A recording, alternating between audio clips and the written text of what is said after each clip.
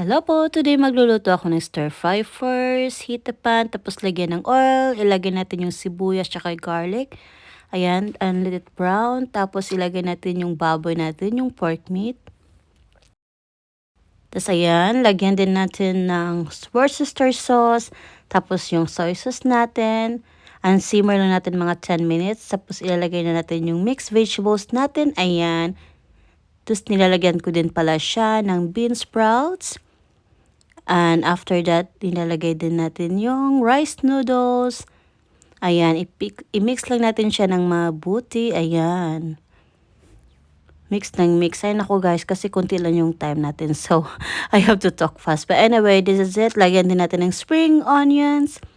There you go guys. This is what my finished product. Stir-fry noodles, homemade by me. Hello, mi amigas, amigos. Gracias.